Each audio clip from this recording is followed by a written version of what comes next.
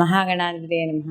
సదాశివసమారంభాం శంకరాచార్య మధ్యమాం అస్మదాచార్య పర్యంతాం వందే గురు పరంపరాం. శ్రీమాత్రే నమః. ప్రేక్షకులందరికీ స్వాగతం. రవి గ్రహ మార్పు.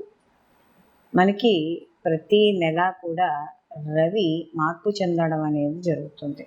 అయితే మనకి రవి మార్పు చెందినప్పుడు అలా కూడా మనకి సంక్రమణంగా మనం చెప్పుకుంటూ ఉంటాం. అంటే ప్రతి నెల కూడా ఒక రాశి నుంచి ఇంకొక రాశిలోకి మార్పునప్పుడు దాన్ని సంక్రమణంగా చెప్తాం.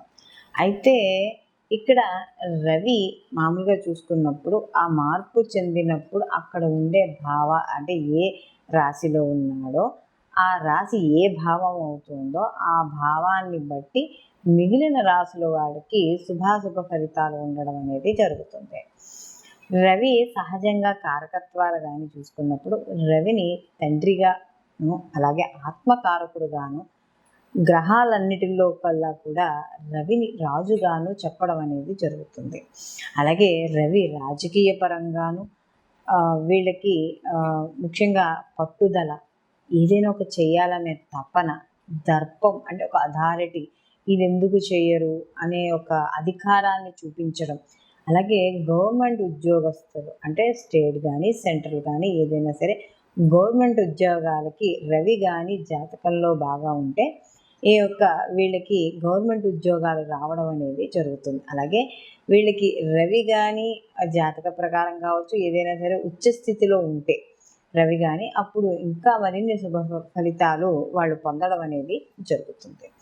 అయితే రవి కారకత్వాల్లో చూసుకున్నప్పుడు ఏదైనా సరే రవి ప్రతిదాన్ని కూడా సాధించుకోవాలి. రాజు ఎలా ప్రతిదాన్ని చేజిక్కించుకోవాలని చూస్తాడో అలాగే రవి కూడా ప్రతి అవకాశాన్ని కూడా వదులుకోకుండా దాన్ని ఒక స్టెప్ బై స్టెప్ ఎదగడానికి ప్రయత్నిస్తూ ఉంటాడు. అలాగే దండన, ఏదైనా రాజదండన అని చెప్తాం కదా, అలాగే ఇతర వాళ్ళకి దండించడంలోనూ ఇతరులను గట్టిగా మాట్లాడడంలోనూ అహంకారము దర్పము చూపించడంలోనూ కూడా రాజుకి ఈ యొక్క రవి అనేది మనం కారకత్వాలుగా చెప్పడం అనేది జరుగుతుంది.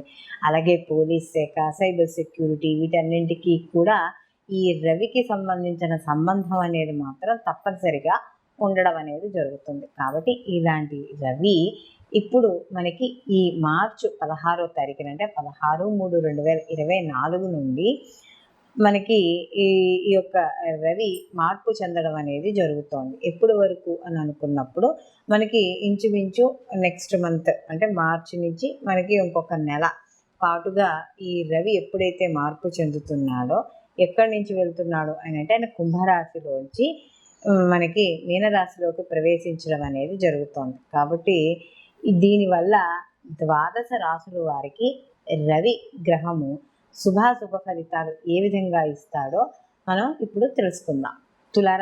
తులారాశిలోకి చిత్త 3-4 పాదాలు, స్వాతి 1-2-3-4 పాదాలు, అలాగే విశాఖ 1-2-3 పాదాలు మనకి తులారాశిలోకి వస్తాయి. రాశాధిపతి వచ్చి శుక్రుడు. అయితే తులారాశి వారికి ఈ యొక్క రవి ఎవరైతే ఉన్నారో ఈ రవి గ్రహము పంచమ స్థానం నుండి షష్ఠమ స్థానంలోకి ఈయన సంచారం చేయడం అనేది జరుగుతుంది. గత కొంతకాలంగా కాస్త తులారాశి వాళ్ళు రవి వల్ల కొద్దిగా సమస్యలు ఏవైతే ఎదుర్కొంటున్నారో ఆ సమస్యలన్నీ కూడా ఇప్పుడు తగ్గుముఖం పట్టడం అనేది జరుగుతుంది.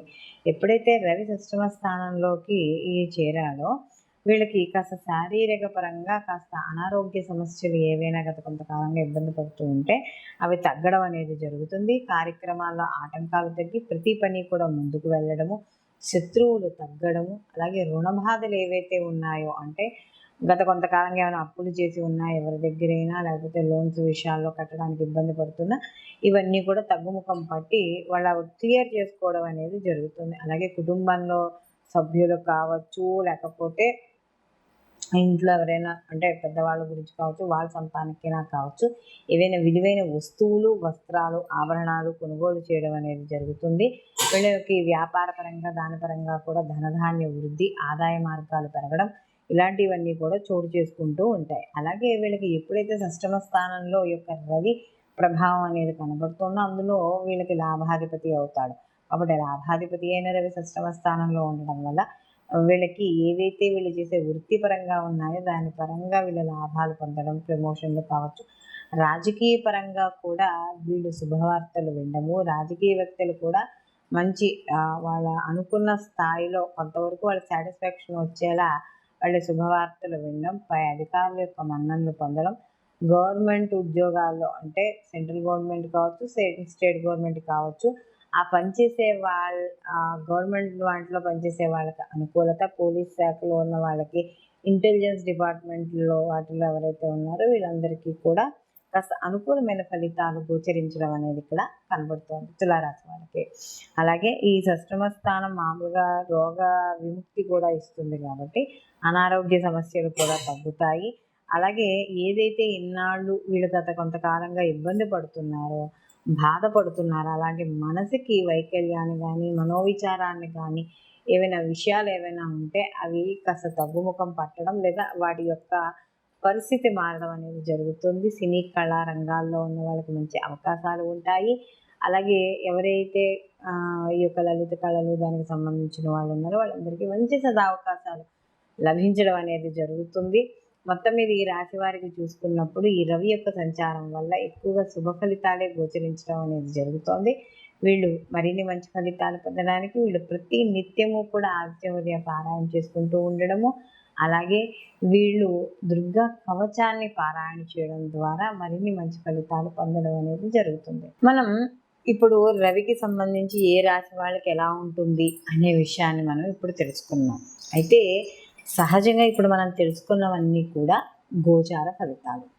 అయితే గోచార ఫలితాలు అనేవి కొంతవరకు ఫలితాన్ని ఇవ్వడం, అంటే ఒక 30% ఈ గోచార ఫలితాలు వీళ్ళకి అనుకున్నట్టుగా ఫలితాన్ని ఇవ్వడం అనేది జరుగుతుంది. దీంతో పాటుగా మిగిలిన గ్రహాల యొక్క వీక్షణ, వాటి యొక్క స్థితి, అవి ఇచ్చే శుభాశుభ ఫలితాలు కూడా కొంతవరకు ఆధారపడడం అనేది జరుగుతుంది. అందులోనూ రవి ఈ యొక్క మనం ఏదైతే ఇప్పుడు చెప్పుకున్నామో రవి యొక్క కలయిక మిగతా గ్రహాలతో కలిసినప్పుడు వాటి యొక్క శుభాశుభ ఫలితాలు కూడా కొంత మార్పు చెందుతూ ఉండడం అనేది జరుగుతుంది.